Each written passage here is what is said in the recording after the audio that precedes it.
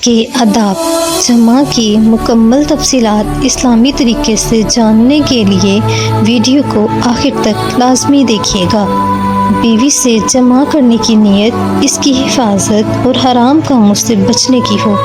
اس صورت میں مرد عورت دونوں کو اجر ملے گا اور اللہ نیک اولاد عطا فرمائے گا اور دنیا آخرت میں برکتوں سے نوازا جائے گا۔ جمع بیوی کے لیے سکون کا لمحہ ہے، لیکن جمع سے پہلے شوہر بیوی سے خوشی سے بات چیت کرے اور اسے ذہنی اور جسمانی طور پر راضی کرے۔ ایسی جگہ جہاں صحبت کرنی ہو وہاں مرد اور عورت کے علاوہ کوئی دوسرا نہیں ہونا چاہیے، لیکن ہاں میاں بیوی کا ایک دوسرے کو دیکھنا جائز ہے۔ جمع کے وقت شرمگاہوں کو دیکھنے سے اندھے پن کی بیماری لاحق ہو سکتی ہے، اس لیے اس بات سے احتیاط کرنی چاہیے۔ احرام اور روزے کی حالت میں جمع کی اجازت نہیں ہے اور رات کے کسی بھی حصے میں صحبت کرنا جائز ہے۔ حیض کی حالت میں جمع کرنا جائز نہیں۔ اگر کوئی مرد حیض کی حالت میں جمع کرتا ہے تو اس کے لیے 1 دینار صدقہ کرنا ہوگا اور اللہ سے اس کام کی توبہ کرنی چاہیے تاکہ دوبارہ اللہ کا حکم توڑا نہ جائے اور اس گناہ سے بچا جا سکے۔ بیوی سے جمع کرنا حیض و نفاس سے پاک ہونے کی حالت میں جائز ہے۔ جمع کے لیے عورت کے مختلف حصوں کو چھونا جائز ہے، لیکن اس کے لیے بیوی کا شوہر اور شوہر کا بیوی کو انکار کرنا جائز نہیں۔ اس صورت میں مرد عورت دونوں گنہگار ہوں گے، اس لیے انکار نہیں کرنا چاہیے۔ البتہ مرد عورت دونوں کے لیے ضروری ہے کہ ایک دوسرے کا ساتھ دے کر آپس میں خوشی محسوس کرے۔ شوہر کے لیے بیوی کو چھونے اور دیکھنے میں کوئی حرج نہیں، اسی طرح عورت کے لیے مرد کو چھونے اور دیکھنے میں بھی کوئی حرج نہیں۔ میاں بیوی کا ایک دوسرے سے غیر طریقے سے منی خارج کروانا جسمانی نقصانات اور صحت کے لیے نقصان دہ ثابت ہو سکتا ہے، لہٰذا ان کاموں سے اجتناب کرنا چاہیے اور صحیح طریقہ اپنانا چاہیے تاکہ صحبت کرنا مرد اور عورت دونوں کی صحت کے لیے نقصان دہ ثابت نہ ہو۔ ان کاموں سے شیطانی طریقہ اختیار نہیں کرنا چاہیے۔ مومن ہر کام میں جائز طریقہ اختیار کرتے ہیں، اس کو مد نظر رکھتے ہوئے تمام معاملات کو درست طریقے سے اختیار کرنا چاہیے۔ کیا ایک ہی رات میں 2 سے 3 بار صحبت کر سکتے ہیں؟ جواب: ایک ہی رات میں دوسری بار جمع کرنا ہو تو اگر ممکن ہو تو غسل کر لینا چاہیے۔ وضو بھی ممکن نہ ہو تو اس کا بھی کوئی گناہ نہیں۔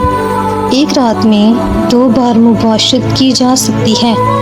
مباشرت کرنے سے مرد عورت دونوں پر غسل واجب ہو جاتا ہے، چاہے منی کا انزال ہو یا نہ ہو۔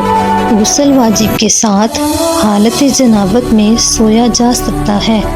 فجر سے پہلے یا نماز کے لیے غسل کریں تاکہ نماز وقت پر ادا کی جا سکے۔ حالت جنابت میں قرآن کی تلاوت نہیں کرنی چاہیے۔